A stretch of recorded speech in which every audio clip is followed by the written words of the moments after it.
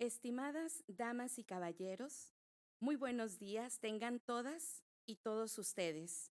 Mi nombre es Erika de Alejandro y estaré conduciendo este importante evento. A nombre de la Comisión Estatal Electoral Nuevo León, les doy la más cordial de las bienvenidas a la conferencia Violencia Política contra las Mujeres, en el marco del Día Internacional de la Mujer. Me permitiré mencionar a nuestras invitadas e invitados especiales y de la manera más atenta les pido reservar sus aplausos hasta que termine de nombrarlos. Primeramente, agradecemos la presencia a quien el día de hoy brindará esta conferencia, la maestra Anabel López Sánchez, activista en temas de géneros. Bienvenida. Agradecemos la presencia del consejero presidente de la Comisión Estatal Electoral, doctor Mario Alberto Garza Castillo. A las y los consejeros electorales que se encuentran con nosotros. Maestra Claudia Patricia de la Garza Ramos. Maestro Luigi Villegas Alarcón. Licenciada Rocío Rosiles Mejía. Maestro Alfonso Royce Elizondo. Al secretario ejecutivo, licenciado Héctor García Marroquín.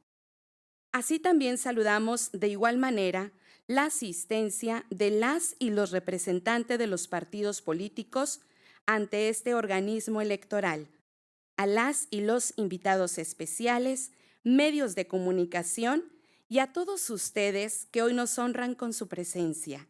Sean bienvenidos quienes nos ven a través de Facebook Live en la cuenta @CEENLMX. Un aplauso, por favor. También agradecemos al personal de las juntas local y distritales del Instituto Nacional Electoral, al personal de la Fiscalía Especializada en Delitos Electorales, a quien nos acompaña del Poder Judicial del Estado y del organismo He4She. Bienvenidos también. Para dar inicio a la conferencia y antes de cederle la palabra a nuestra invitada, le invito amablemente al maestro Luigi Villegas Alarcón, presidente de la Comisión de Igualdad de Género de esta Comisión Estatal Electoral, sea tan amable de pasar al estrado para que nos dirija un mensaje. Por favor.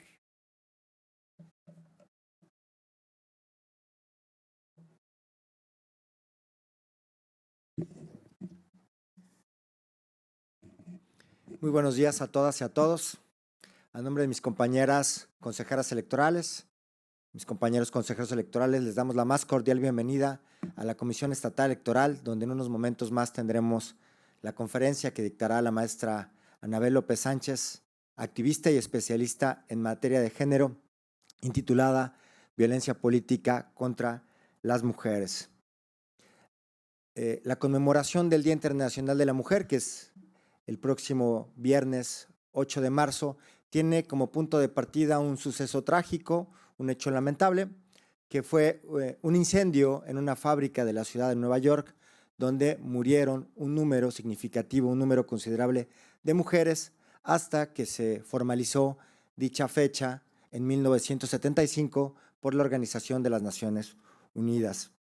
Hoy la activista, la maestra Anabel López, nos hablará de una de las formas a través de las cuales se ejerce violencia contra las mujeres, porque hay muchas formas patrimonial, económica, física, inclusive hasta la más trágica, que es la feminicida, pero en el ámbito que nos compete, que son todos, pero el día de hoy hablará sobre violencia política en razón de género, y esto me permite traer a colación que justo el día de ayer estaba leyendo una nota en el periódico El Economista, donde la representante de ONU Mujeres en México dicta una conferencia en el Congreso de la Unión y manifiesta, con base en un estudio cuya fuente fueron entrevistas, testimonios que se realizaron a nivel local a candidatas, a políticas, que hay dos momentos en los cuales se ejerce principalmente o se visibiliza la violencia política contra las mujeres. Estos momentos son, uno, al interior de sus propios partidos políticos al momento de la selección de las candidaturas, y el segundo, durante el periodo de campañas, donde las mujeres candidatas reciben ataques sexistas por parte de sus adversarios políticos. Y esto me permite traer otra cuestión, una experiencia que tuvimos aquí en la Comisión Estatal Electoral, precisamente durante el periodo de campañas electorales en un municipio. Se inició una queja por violencia política en razón de género debido a que en una canción de campaña de un candidato, un fragmento de la canción decía, lo que me voy a permitir leer para no cometer imprecisiones, el fragmento decía: soy el tacón de unas botas y no son de una mujer. Para que siga el progreso, viene el nombre del candidato otra vez. Esto, dentro del contexto de la canción, pudiera parecer inocuo, quizás hasta sutil, pero justo dos compañeras consejeras, mis colegas Claudia de la Garza y Miriam Hinojosa, nos instaron a los integrantes de la Comisión de Quejas y Denuncias a analizar este fragmento de la canción, y si lo vemos, el se oye el tacón de unas botas y no son de una mujer, para que siga el progreso, viene el nombre del candidato otra vez. Destacamos dos elementos. Si lo razonamos en sentido contrario, el mensaje que nos dice es: si llega una mujer, no habrá progreso. Y después también hicimos un análisis integral de la conducta y vimos que de los 6 candidatos, de las 6 candidaturas, 4 eran de mujeres. Ordenamos la comisión de quejas el retiro inmediato de la propaganda y a través de una medida cautelar, y esto fue confirmado por el Tribunal Estatal Electoral. Con esto quiero poner de manifiesto que a veces la violencia política o este tipo de mensajes está normalizado, que a veces ni siquiera nos percatamos de que se está ejerciendo violencia política contra las mujeres.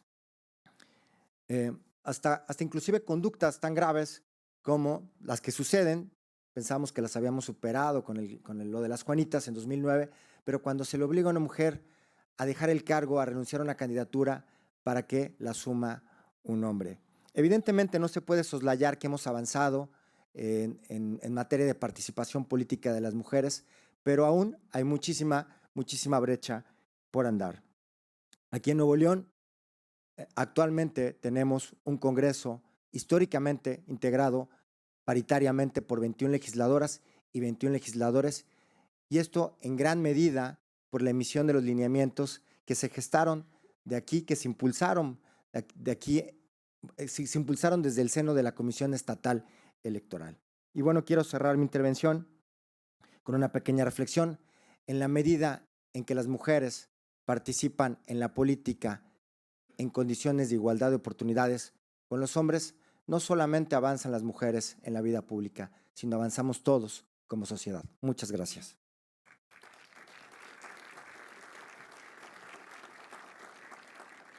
Muchas gracias, maestro. Invitamos enseguida a la maestra Anabel López. Pase al frente, por favor, para continuar con este evento.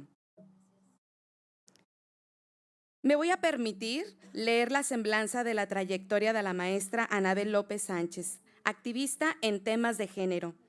Es feminista, activista de diversos movimientos de izquierda, popular, magisterial, indígena y de mujeres, defensora de los derechos humanos de las mujeres, participante en redes y colectivos de mujeres que trabajan por los derechos de las mujeres, como el colectivo Huasyacac, Mujeres en Plural y Campaña Nacional por el Derecho a Decidir.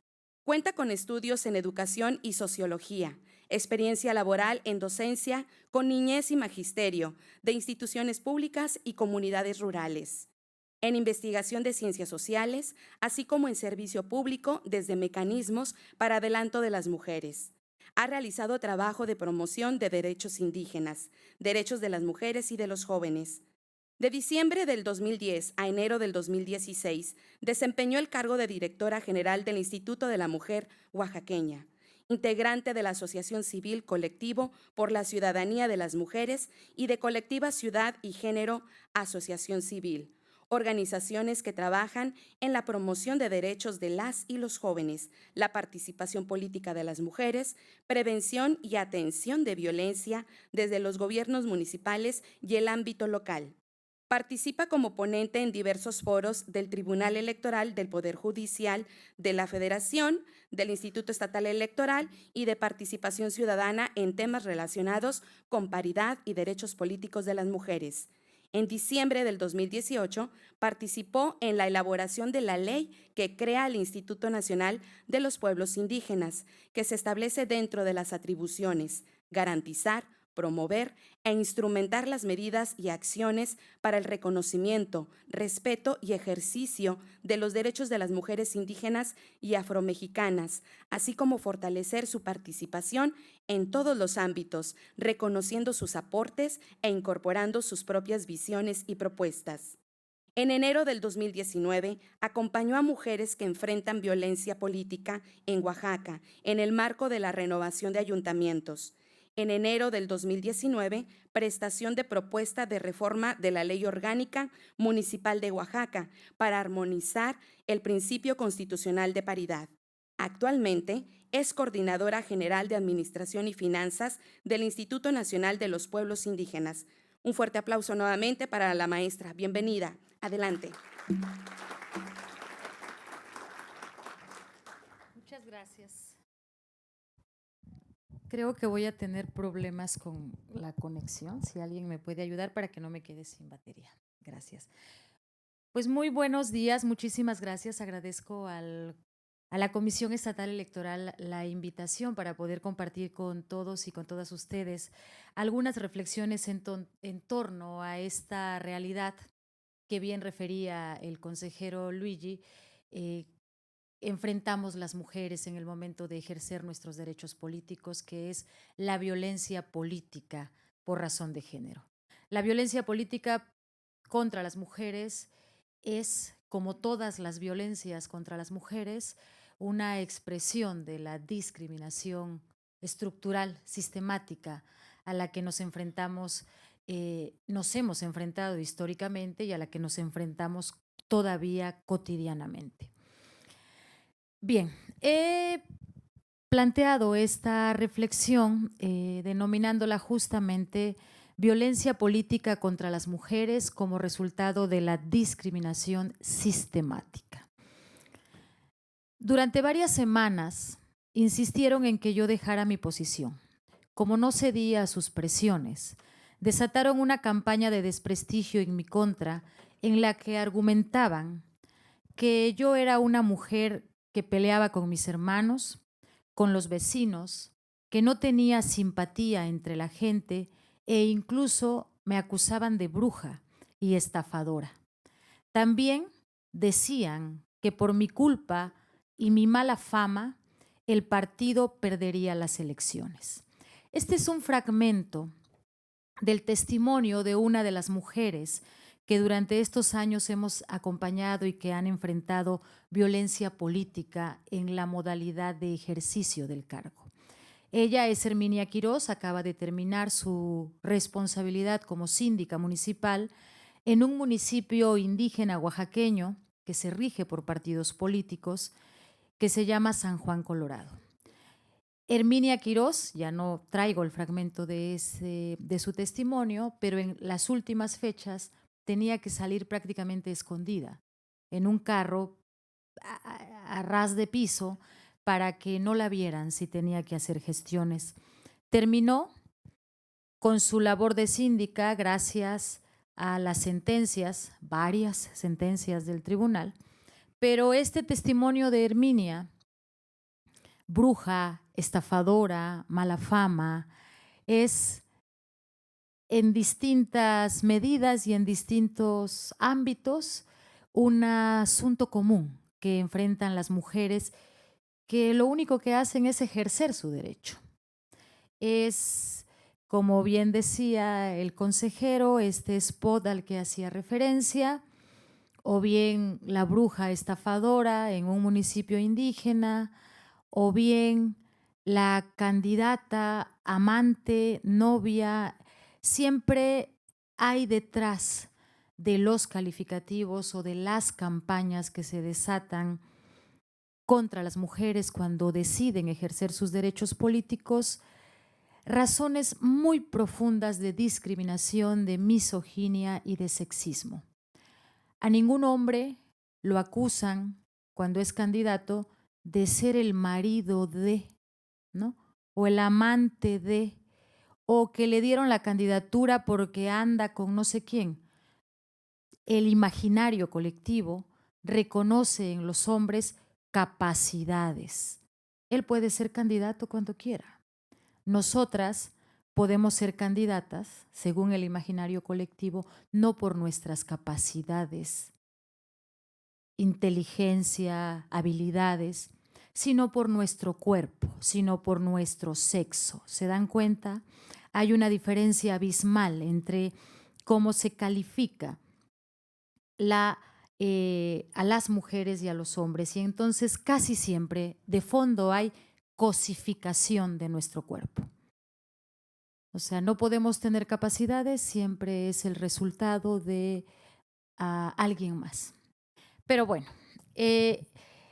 Herminia, como las candidatas referidas aquí y como otras, enfrentan esto en actos de campaña. Sin embargo, yo sostengo que la violencia política no se termina en el periodo previo, en la jornada o incluso en el periodo postelectoral.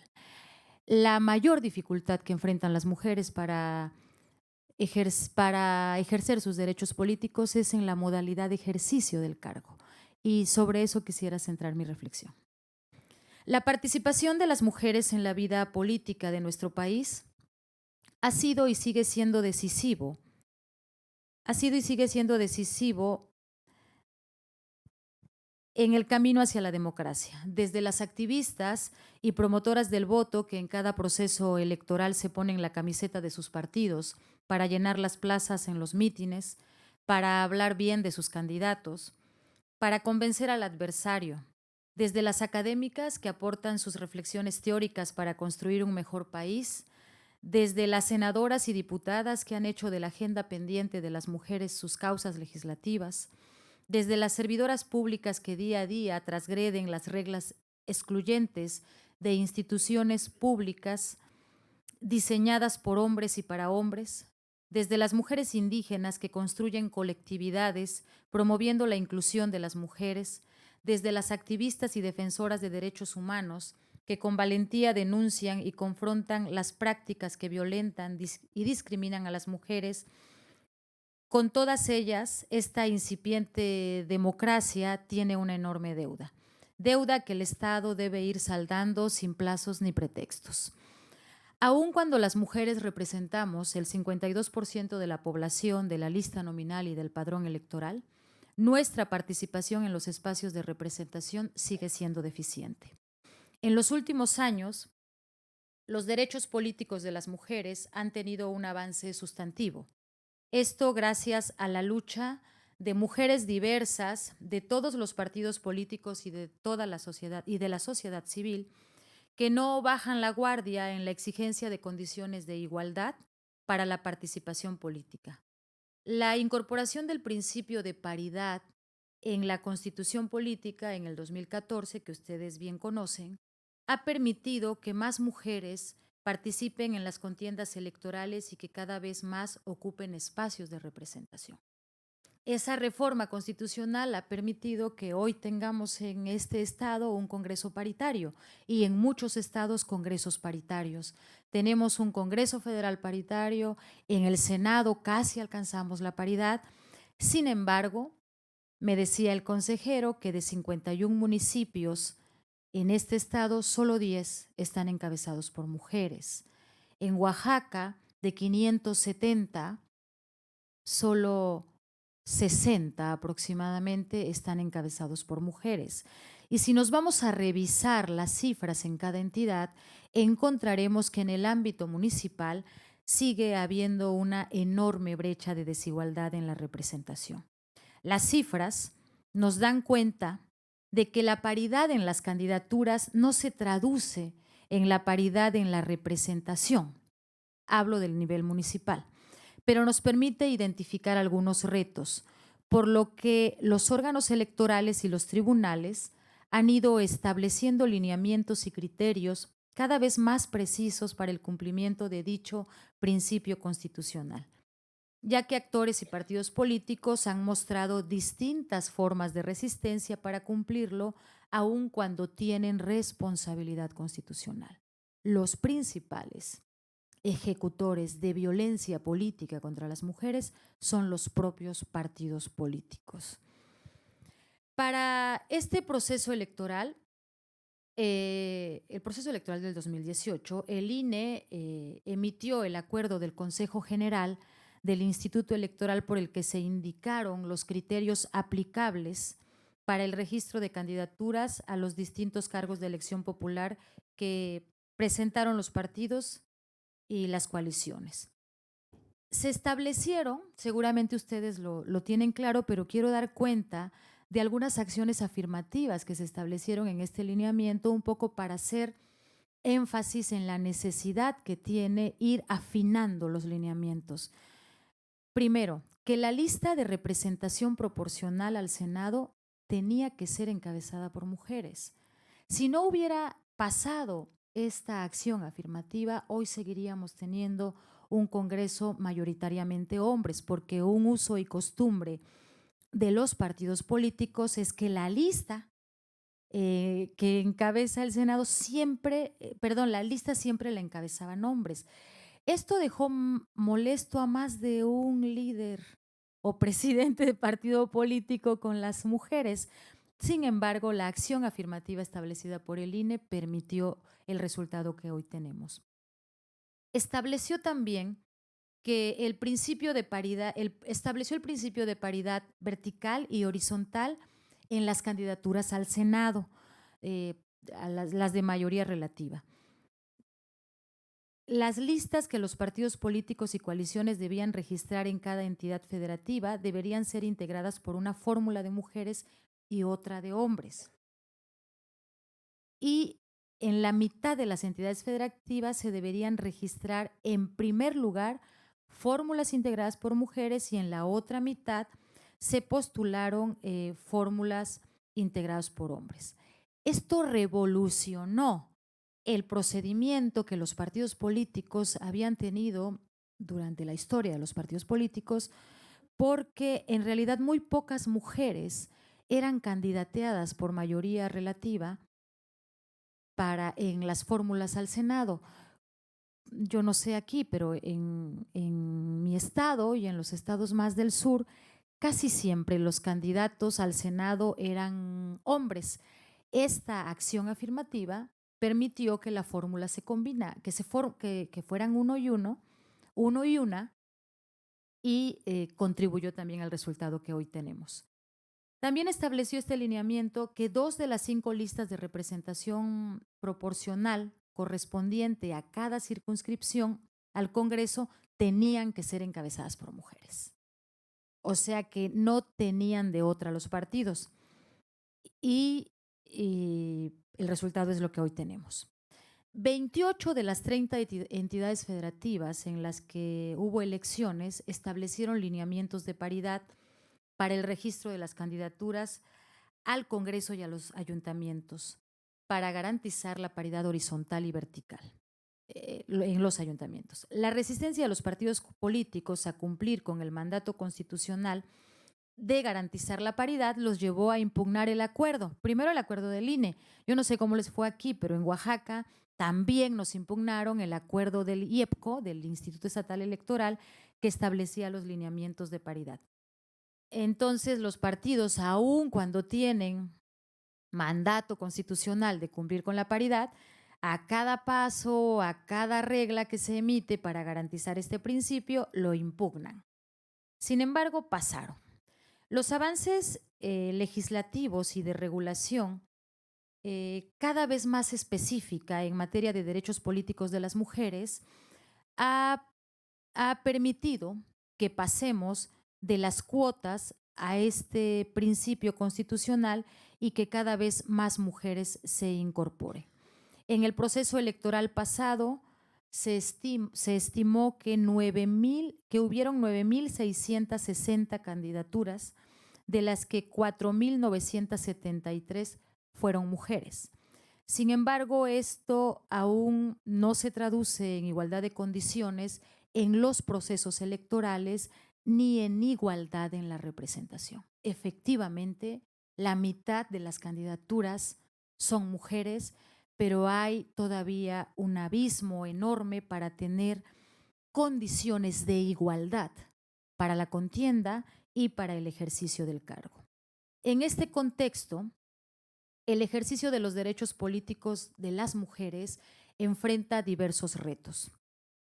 Primero, transitar de la paridad de las candidaturas a la paridad en la representación efectiva. ¿A qué me refiero? A que no se trata solo de llegar. Se trata de llegar y que efectivamente las mujeres puedan ejercer su derecho.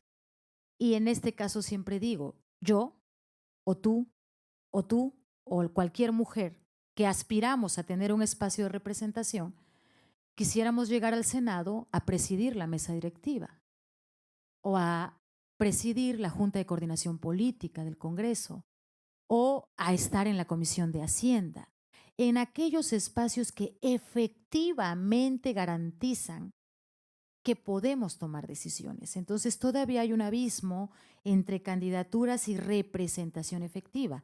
O las mujeres que llegan a ser presidentas municipales que efectivamente puedan desempeñar el cargo y no estén, como ocurre mucho, casi siempre supeditadas o coaccionadas, limitadas en el ejercicio del cargo por los hombres que integran el cabildo.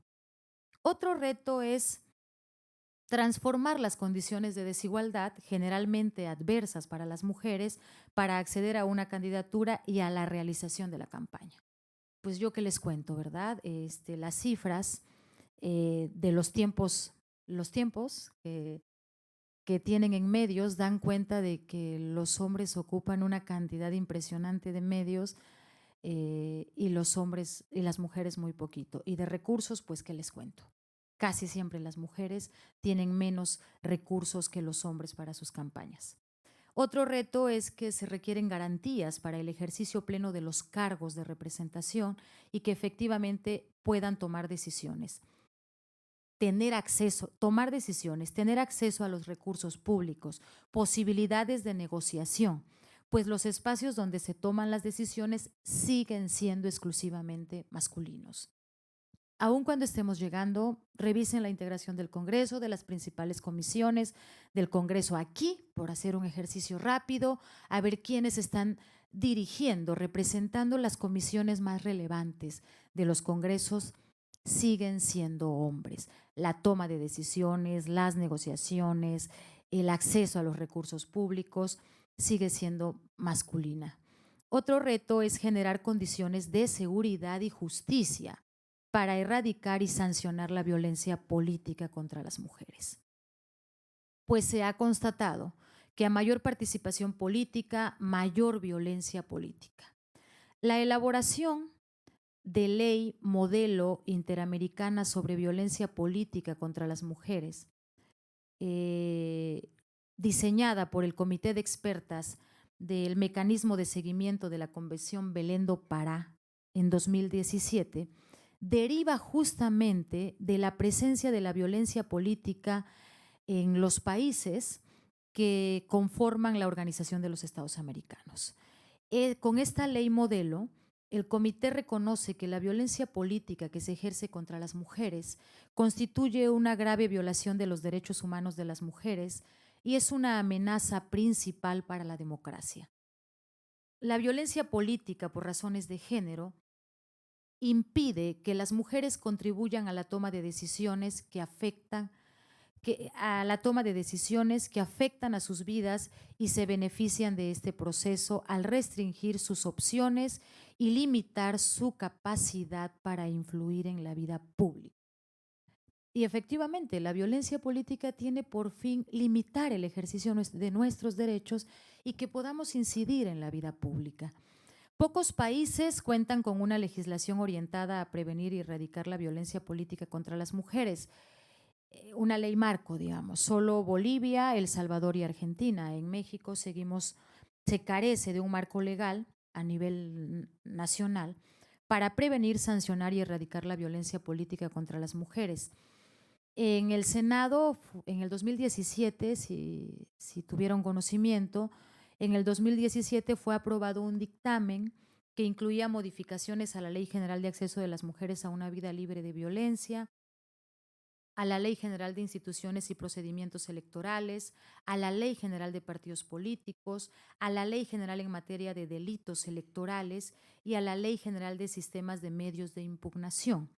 Aun cuando ese dictamen no incluía la tipificación de la violencia política, que era como los partidos decían que su principal argumento, incluso de presidencia de la República, es que no podemos hacer de la violencia política un tipo penal. ¿Cómo se va a tratar penalmente a los partidos políticos o a los actores políticos? Esa era la resistencia. Esta iniciativa que refiero más bien, no incluía violencia política, pero no prosperó. Entonces se quedó ahí durmiendo el sueño de los justos en el Congreso y pues seguimos con un marco normativo muy débil todavía para sancionar la violencia política.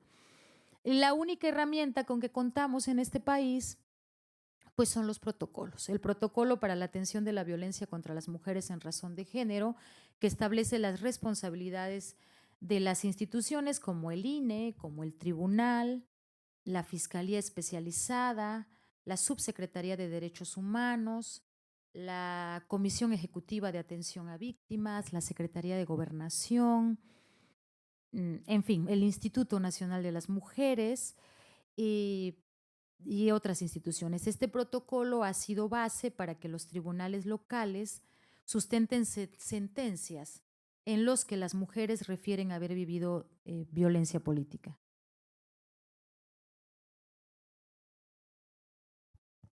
La falta de un marco normativo deja a las mujeres sin posibilidades de acceso a la justicia, con lo que el Estado viola no solo el derecho político, sino el conjunto de derechos humanos de las mujeres.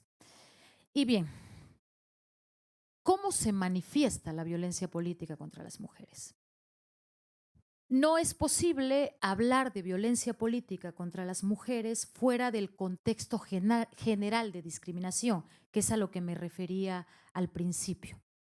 Fuera del contexto de discriminación y violencia estructural hacia las mujeres.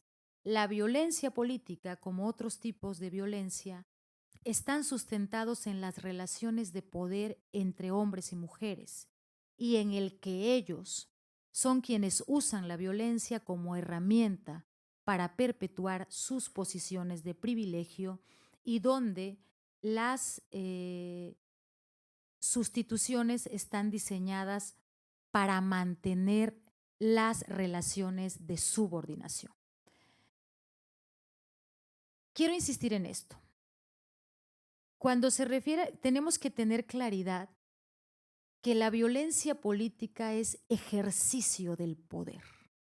Si no cambiamos estas relaciones de poder y cambiamos otros ámbitos de la vida de las mujeres, vamos a seguir enfrentando violencia política.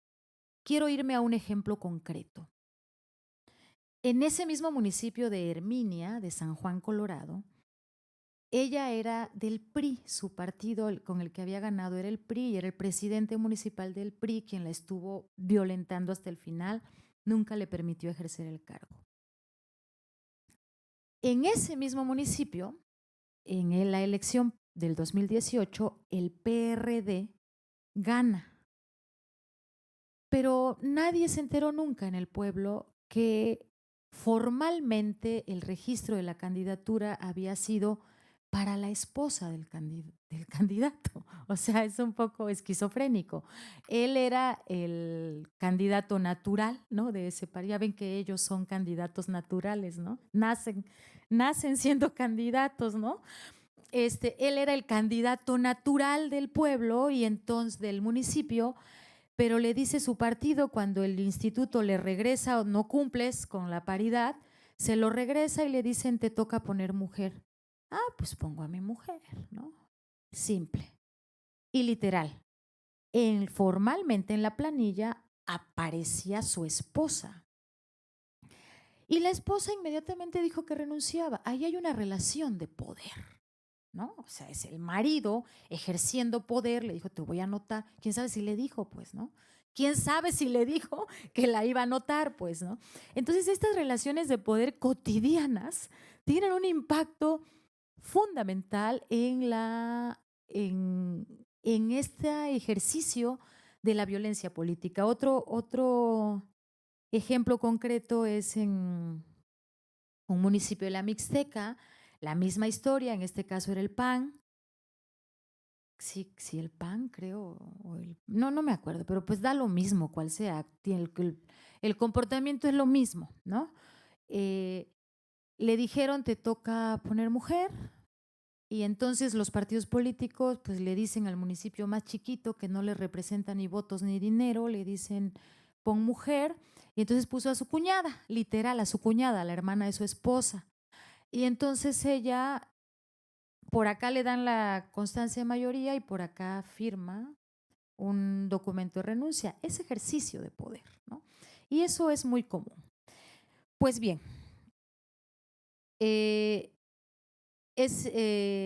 por eso insisto en que no hay que separar la violencia política de toda esta condición de discriminación estructural. La ley modelo interamericana plantea que la clave de definición de la violencia política se encuentra en la expresión basada en su género. El concepto abarca así toda manifestación de violencia en el ámbito político dirigida contra las mujeres por el hecho de serlo, o que afecta a las mujeres desproporcionadamente, cuyo objetivo o resultado es impedir total o parcialmente a las mujeres gozar de sus derechos políticos. Así, esta violencia se produce por el hecho de ser mujer y participar en el espacio público y político, teniendo presente que no es el espacio físico donde se realiza la violencia el que la define, sino las relaciones de poder que se producen en este espacio. Las mujeres que buscan ocupar espacios de representación legislativa se enfrentan a reglas poco claras por parte de sus partidos para la definición de las candidaturas, como bien nos lo decía el consejero al principio. Todos los partidos, amparados en su autonomía partidaria,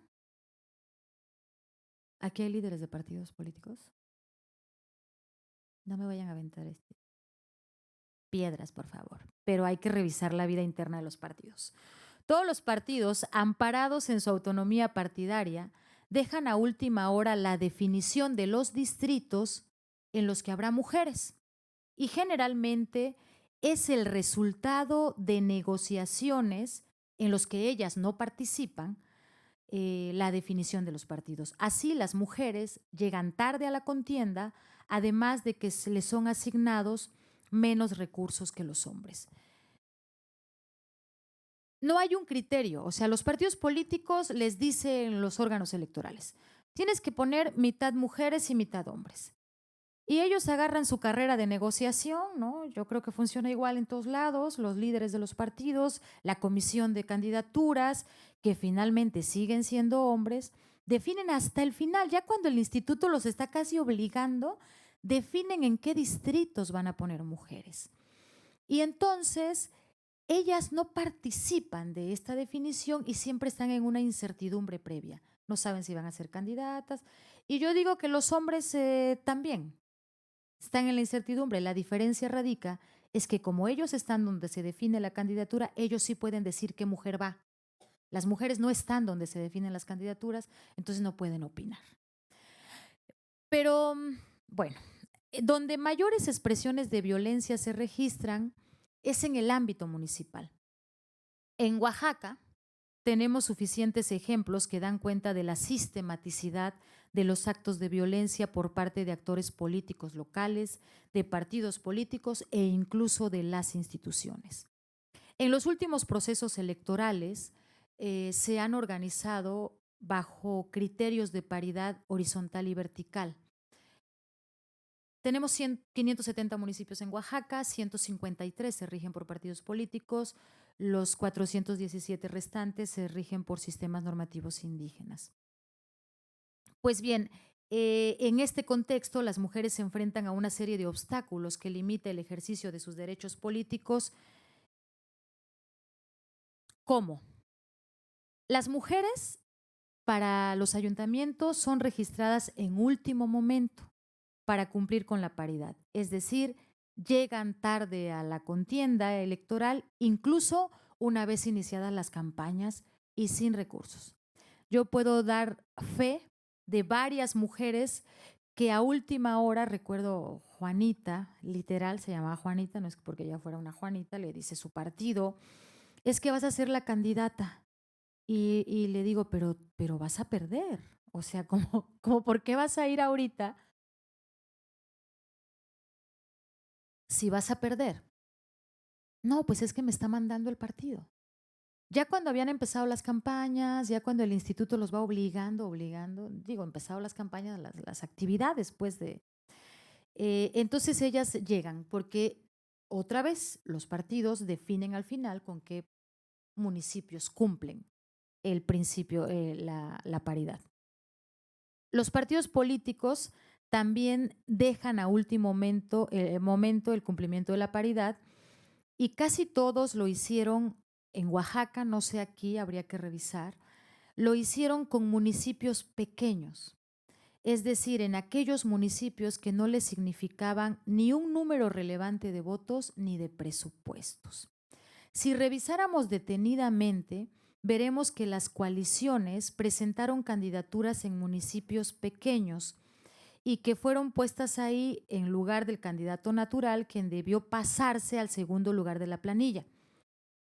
Esto es, cuando el instituto les regresa el registro, les dice tienes que cumplir con la paridad, entonces ellos van, le dicen a los municipios más pequeñitos, porque ya ven que tenemos muchos municipios en Oaxaca.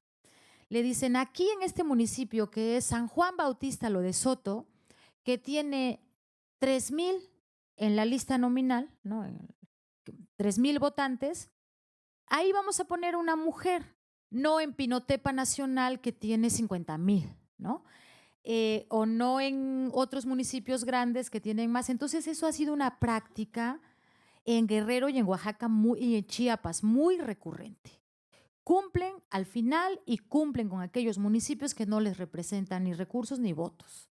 Y entonces pues ahí dejan al caciquito del pueblo que escoja qué mujer va a ir y regularmente escoge a su cuñada, a su mujer, a su tía que no le avisa o de plano a su madre.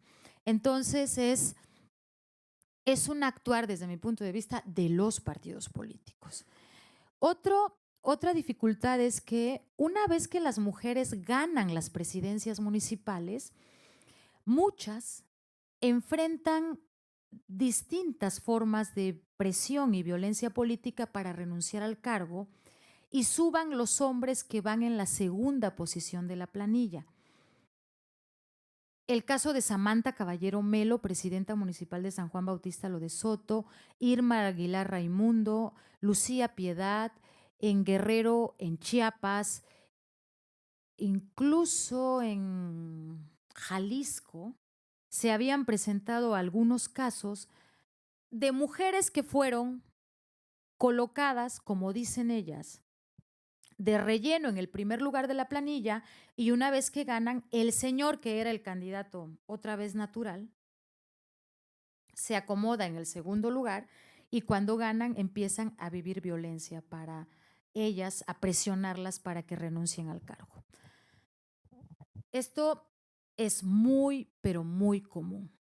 Algunas mujeres electas para desempeñar el cargo de síndicas en ciertos municipios están siendo destituidas, básicamente para quitarlas de la representación legal del ayuntamiento y de la Comisión de Hacienda, que es importante para la toma de decisiones y rendición de cuentas, en la que se pretende colocar hombres. Esto lo hemos ido trabajando de manera coordinada las mujeres activistas que nos dedicamos a esto, a promover los derechos políticos para ir regulando. Es necesario ir regulando la legislación porque la representación ya está fuera del ámbito de los órganos electorales. Y entonces ahí es donde enfrentamos mayores dificultades.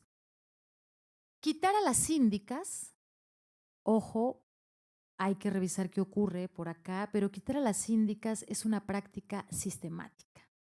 En Oaxaca, en el 2014, fueron electas 40 síndicas. 20 de ellas fueron destituidas de su cargo y asignadas a alguna regiduría como mercados, panteones o equidad y género, entre otras regidurías sin importancia. Según los resultados del proceso electoral en el 2016, fueron electas 115 síndicas, sin embargo, muchas de ellas fueron destituidas o simplemente no se les permitió el ejercicio del cargo. Nunca conocieron la cuenta pública, no participaban no tenían acceso no firmaban las cuentas, digamos que aunque en Oaxaca no es obligación que la cuenta se abra por parte del síndico, pero sí que formen parte de la Comisión de Hacienda, entonces no tenían mecanismos, no había manera de que participaran en realidad. Todos estos casos les quiero contar. En el 2016, los casos que se presentaron de síndicas destituidas en Oaxaca fueron el de Yareli Cariño en Pinotepa Nacional, Erika Molina en Santo Domingo, Zanatepec y otras. Todos estos casos los llevamos a los tribunales y los tribunales electorales nos dijeron, pues es que le hacían un llamado y otro llamado a la autoridad diciéndole que ella tenía que desempeñar el cargo. Nunca ocurrió. Nunca ocurrió porque el cabildo, siendo un cuerpo colegiado, lo que hace es excluir a las mujeres. Ahí es donde está el reto, insisto, en la representación. Y bien,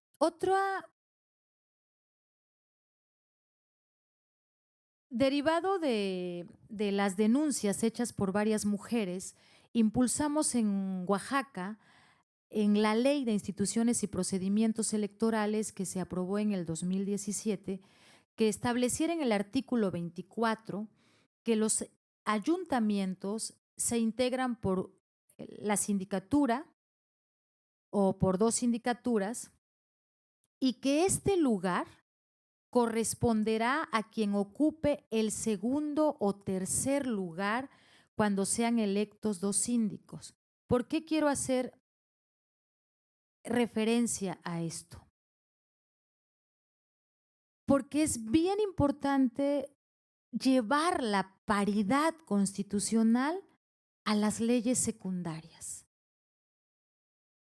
Cuando se establece la paridad vertical y entonces gana un hombre, necesariamente el segundo lugar tiene que ser de una mujer, ¿no?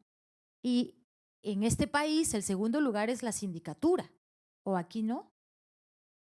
¿No necesariamente? ¿El segundo lugar de la planilla no es la sindicatura?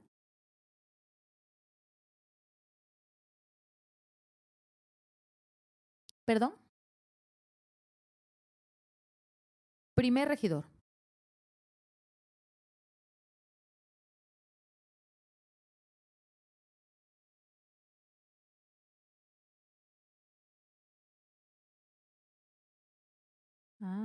O sea, todavía no está en los primeros lugares la paridad horizontal y vertical.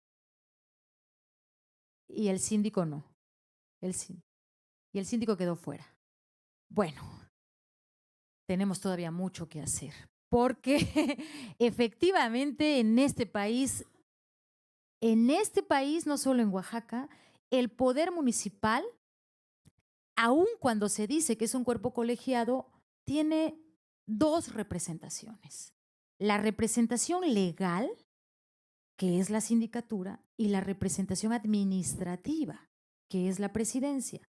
Si bien es cierto que las decisiones tienen que tomarse en colegiado, pues ya ustedes me dirán si realmente se toman en colegiado o las decisiones son verticales y se imponen.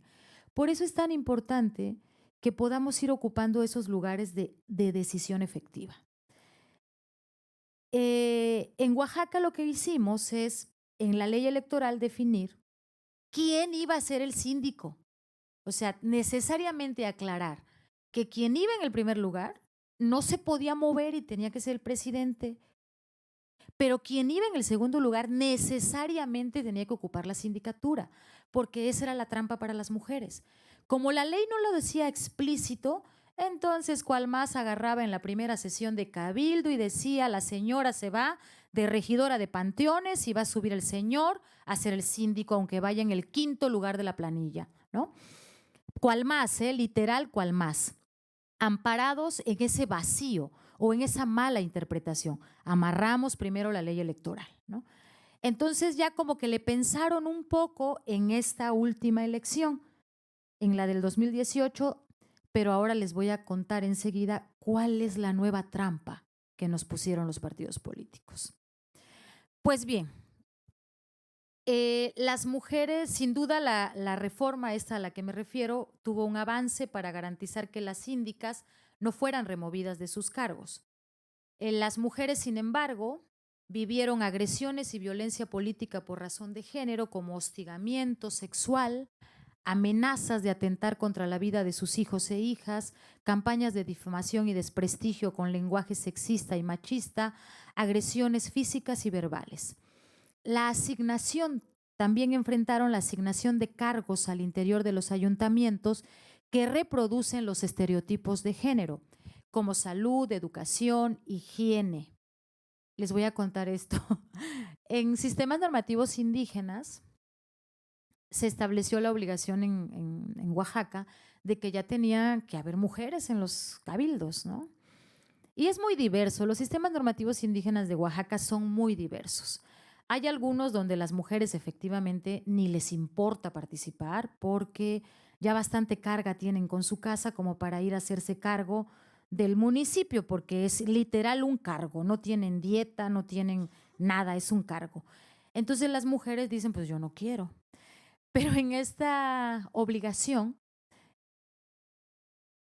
la regiduría que le asignaron a las mujeres es la regiduría de higiene.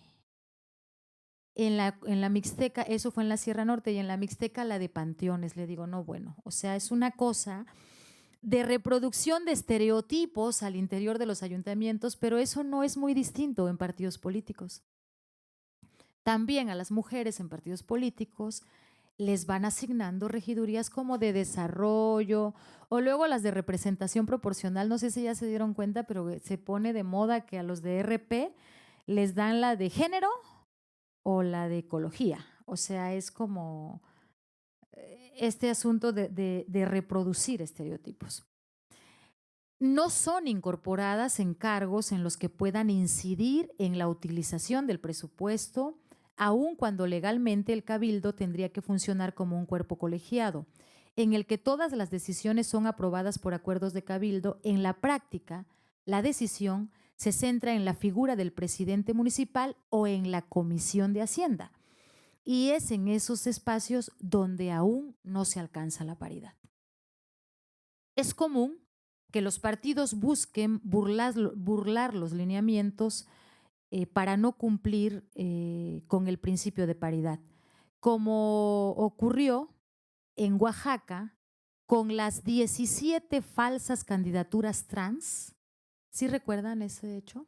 Las 17 falsas candidaturas trans amparadas en el artículo 16 de los lineamientos de paridad del IEPCO, que establecía la posibilidad del registro de personas transgénero y transexuales en el segmento de hombres o mujeres según se identificaran. Bueno, esto fue la vergüenza. El artículo 16 referido dice palabras más, palabras menos, lo que les acabo de decir. Y un día nos enteramos que el IEPCO hace pública la lista de los candidatos trans. Casualmente solo había hombres diciendo que eran mujeres trans. No había una sola ocupando el 50% de las candidaturas de las mujeres, ocupando el lugar de las mujeres. No había una sola mujer ocupando el lugar de los hombres diciendo soy hombre trans.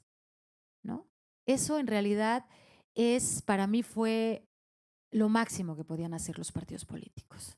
Pero creo que pueden hacer más. ¿Y por qué digo los partidos políticos?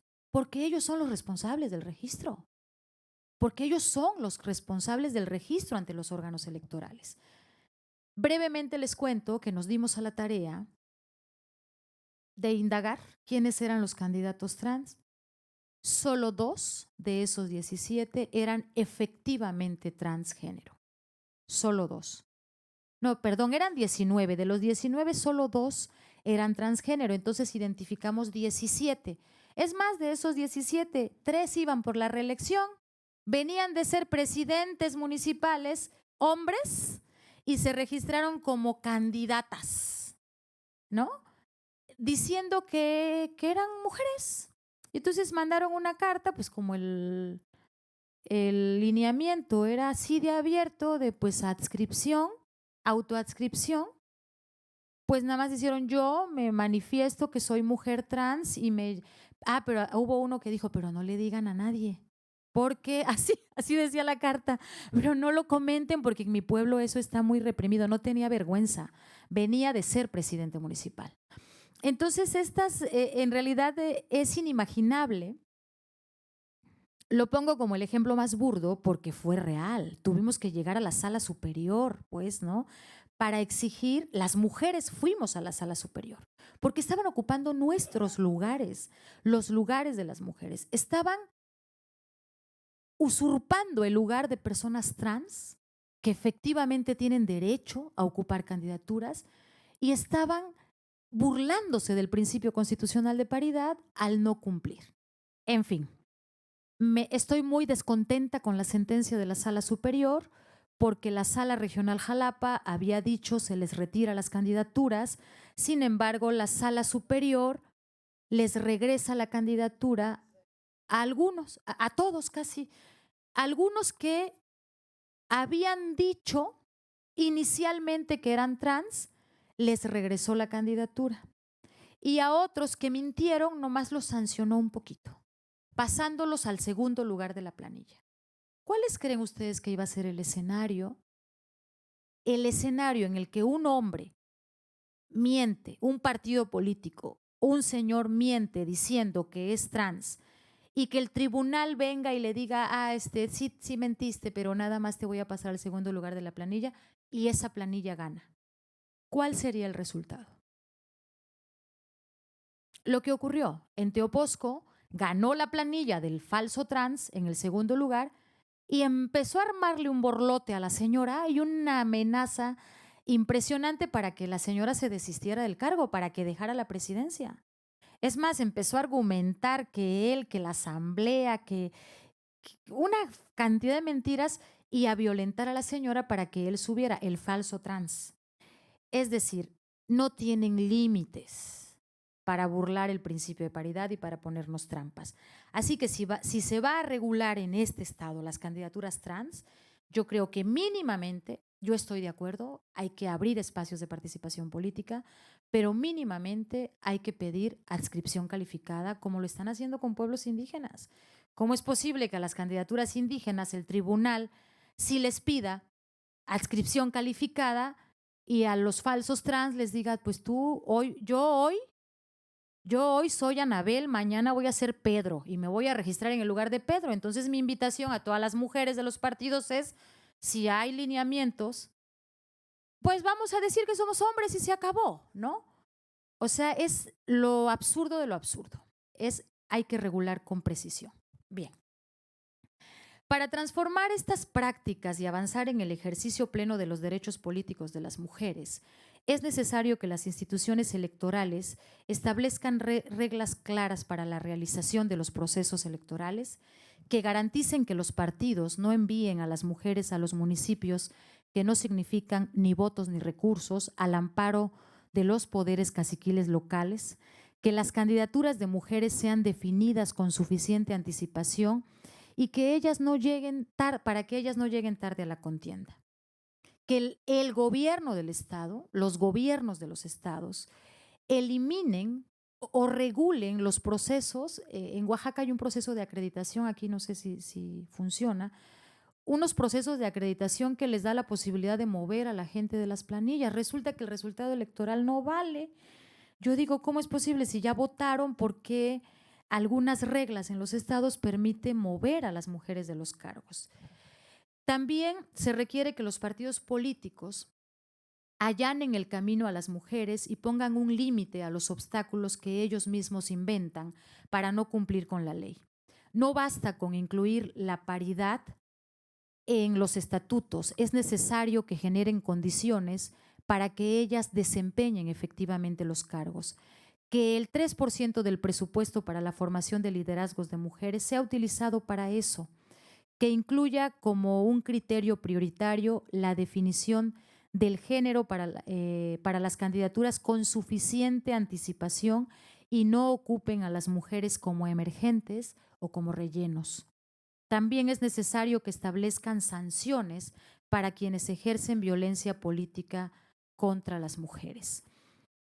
Y finalmente quiero decirles que es necesario armonizar las leyes secundarias que permitan garantizar la paridad en la representación. La última trampa que vimos en Oaxaca y en Chiapas, y que seguramente ustedes le dieron seguimiento, es que un día aparecieron mujeres renunciando. Sí supieron, ¿no? Mujeres que ya habían ganado los procesos electorales, aparecen que renuncian. Cuando fuimos indagando, en el caso de Chiapas intervino el INE. En el caso de Oaxaca ya no hubo margen para que el INE interviniera. Sin embargo, hicimos un escándalo de tal manera que llegamos al Congreso a exigir que se modificara la ley orgánica municipal para regular las renuncias o las licencias. Ahí está la última trampa para las mujeres, la más reciente, digamos, ¿no? La más moderna, ¿no? Las mujeres ganan y pues sí, si ganó la esposa del presidente municipal de San Juan, Colorado, pues ella presenta su renuncia para que suba el señor. Si ganó la cuñada del presidente municipal de este municipio de la Mixteca que refiero, pues ella, porque además era su cuñada y su sobrina, la propietaria y la suplente, ¿no? Entonces las dos renunciaron. Y eso se nos presentó en Oaxaca en varios casos. Encontramos que los partidos sustentaban su nueva trampa en la ley orgánica municipal. La ley orgánica municipal no regulaba las renuncias, en el sentido de que a cada renuncia tenía que ser sustituido por una persona del mismo género. Y les quiero presumir que el miércoles pasado se aprobó esa reforma en la ley orgánica municipal, modificamos, fue una iniciativa ciudadana, la presentamos en el marco de este escándalo de que las mujeres estaban renunciando, cuando en realidad las hacían renunciar. Era una simulación de la paridad por parte de los partidos políticos. Es lamentable que tengamos que llegar hasta ahí, que tengamos que estar, pero tenemos que seguir. Si no vamos regulando los marcos normativos secundarios, es inacabado. La resistencia de quienes ejercen el poder, la resistencia de este sistema que sigue considerando que nosotras no tenemos capacidades, que la política es un asunto masculino, tiene muchas cabezas, desde las falsas candidaturas trans hasta las supuestas renuncias de las mujeres que ocupan cargos. Entonces, la regulación de las leyes orgánicas, específicamente los apartados de renuncias o licencias, hay que revisarlos puntualmente para garantizar que en esos espacios en los que ganaron las mujeres, si ella se quiere ir, pues ni modos, o sea, tampoco es que podamos obligar a la señora, esposa del presidente, si ya seguro suficiente presión tiene del marido, ¿no? Como para que todavía la estén obligando a que desempeñe el cargo, pero tendría el cabildo que garantizar que ese lugar lo ocupe una mujer. Y llegamos también al nivel de decir que si no lo resuelve el cabildo, lo tiene que resolver el Congreso. Así tenga que hacer elecciones extraordinarias, pero tienen que ser lugares ocupados por mujeres. ¿Qué esperamos de esta reforma? Esperamos que los partidos políticos no caigan, no sigan cayendo en la tentación de solo poner a las mujeres para cumplir con la paridad, para simular la paridad y que efectivamente generen las condiciones para que más mujeres puedan ocupar y desempeñar efectivamente cargos de representación. Bajemos la paridad constitucional, bajemos el principio de paridad constitucional, insisto, a la representación, sobre todo cuando ya está fuera del margen de los órganos electorales, porque creo que en materia electoral hemos avanzado, hemos hecho un camino, pero cuando ya estamos en la representación es difícil, entonces regulemos las legislaciones secundarias. Muchas gracias.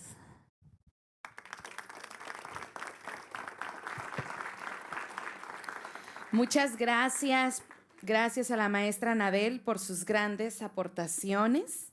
Y bien, es el momento de pasar a las preguntas y respuestas. Quien desee participar, por favor, levante la mano, mencionando su nombre y la pregunta concreta, por favor, que deseen realizar. El personal que se encuentra a los costados de la sala les pasarán el micrófono. Gracias. Así que estaremos esperando que participen, por favor.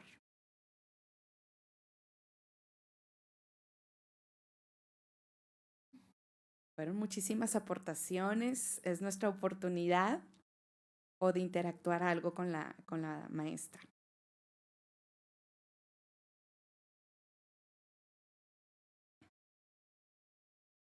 Quisiera agregar algo. En violencia política, pocos estados tienen regulación como tipo penal, a reserva de que esto genere, no sé, que no estén de acuerdo. Yo que llevo tiempo en este proceso de acompañamiento, en varios de los casos que acompañamos, que en realidad son varios, ¿no?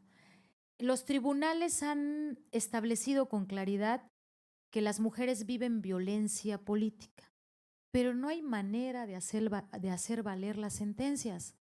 O sea, simplemente ahí vamos una inejecución tras inejecución tras inejecución y no hay manera de hacer valer las sentencias. Otra ruta que las mujeres hemos explorado es la ruta de la vía penal. Yo la verdad cada vez estoy más convencida de que la vía penal no es la ruta. Porque con el nuevo sistema procesal penal, ¿no? Pues ya en realidad hay pocos delitos graves, ¿no? Entonces se somete a las mujeres porque lo vivimos, en Oaxaca llegamos cuando tuvimos el tipo penal, porque lo hemos tenido como en 2 etapas. En la primera vez que tuvimos el tipo penal, logramos presentar 22 denuncias. Ni una se investigó. Ni una sola se investigó. Y entonces no hay en el sistema procesal penal mexicano herramientas suficientes para sancionar la violencia política. Exploramos la sanción administrativa y política también vía los tribunales y yo creo que ahí está la apuesta para que se la queden pensando. Derechos políticos. Yo creo que lo que sí les va a doler a los partidos y a los que ejercen violencia política es limitarles sus derechos políticos. ¿Qué hicimos en el caso de Herminia, de quien he estado hablando, y en el caso de Samantha, una síndica y otra presidenta? Los agresores que en sentencias previas habían quedado claramente establecido que ejercían violencia política, se registraron para ser candidatos nuevamente. Nos la pasamos primero indignadas y luego diciendo, no puede ser. Este señor presidente municipal ahora quiere reelegirse, quiere ser presidente municipal. Y este señor síndico que agrede a Samantha, que no le deja desempeñar el cargo, también quiere ser presidente. Pues nos fuimos a los tribunales con un juicio a partir del principio de modo honesto de vivir. Y lo ganamos. Lo ganamos en el Tribunal de Oaxaca nos batearon. Nos dijeron, no pasa, no sé qué, nos batearon, nos fuimos a la Sala Regional Jalapa.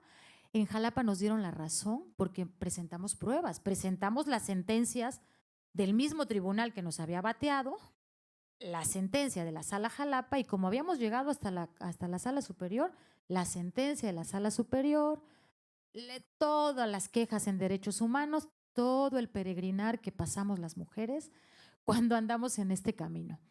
Y la Sala Regional Jalapa nos dijo, efectivamente, este señor no tiene un modo honesto de vivir, por lo tanto no puede ser candidato. El señor nos impugna, los señores nos impugnan en Jalapa, llegamos a la Sala Superior y la Sala Superior ratifica el acuerdo de Jalapa. Eso les dolió muchísimo.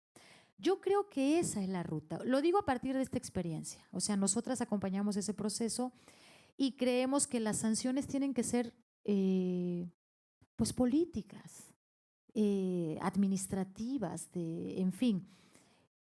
No estoy muy convencida, no estoy cerrada al debate, sin embargo, creo que penalmente el objetivo de los tipos penales es inhibir la conducta. Pero si no hay una sanción, pues no inhibes la conducta, ¿no? En cambio, una sanción real es negarles el registro, ¿no? O pues yo qué sé, pensemos otras estrategias porque sigue abierto el debate. Sigue en este país abierto el debate en torno a qué es lo más conveniente en relación a la violencia política contra las mujeres. Perdón, ¿eh? No, gracias, gracias. Fuerte el aplauso otra vez, por favor. Y a continuación, le solicito de la manera más atenta a la maestra Claudia Patricia de la Garza Ramos, que por favor sea tan amable de realizar la entrega del reconocimiento a nuestra ponente.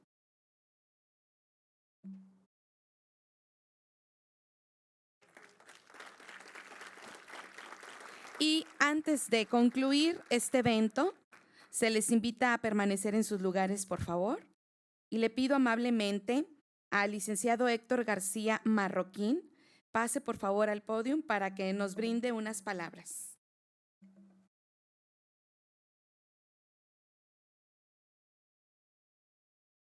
Muchas gracias. Buenas tardes a todos ustedes. A nombre del consejero presidente, quien se disculpa por un asunto de último momento, tuvo que retirarse, de las consejeras electorales, de los consejeros electorales, agradecemos la participación de la maestra Anabel López. Muchas gracias por haber aceptado esta invitación que le hicimos hace algunos días para que estuviera aquí presente con nosotros. Esto en el marco, como ustedes saben, del día 8 de marzo, que es el Día Internacional de la Mujer. Me parece que es importante que las instituciones públicas y privadas también sigan trabajando en buscar la paridad en el caso de las mujeres en los puestos públicos, en los puestos privados. Todos tenemos una mamá, una hermana, una hija, y estos esfuerzos que realizamos pues son simple y sencillamente a efecto de que las mujeres puedan ocupar estos cargos públicos o privados. Se ve muy diferente desde acá, desde Nuevo León, o desde mi particular punto de vista, la situación que se pasa en Oaxaca, en Chiapas, como lo comentó la maestra. En Nuevo León, afortunadamente, hemos trabajado a través de la Comisión Estatal Electoral, el Instituto Nacional Electoral, el Tribunal Electoral, para que esto pueda avanzar en favor de las mujeres. Tenemos un congreso paritario, como ya se dijo, tenemos ayuntamientos paritarios también. Y también, por ejemplo, puedo decir que aquellos cursos que se realizaron en esta misma sala sobre el Quiero ser candidata, si mal no recuerdo se llamaba Quiero ser candidata, y estos cursos que se dieron a todas estas mujeres que querían buscar una candidatura a través de partidos políticos o inclusive de candidaturas independientes, pues acudieron a estos cursos donde se les nutrió de información para que pudieran lograr esta candidatura. Luego entonces, nuevamente agradezco a la maestra, agradezco a todos ustedes la participación de la maestra, su asistencia. Muchas gracias y bueno, pues yo creo que con esto cerramos el evento y pasaríamos a la fotografía oficial, ¿no? ¿Es correcto? Bueno, muchas gracias. Gracias, maestra.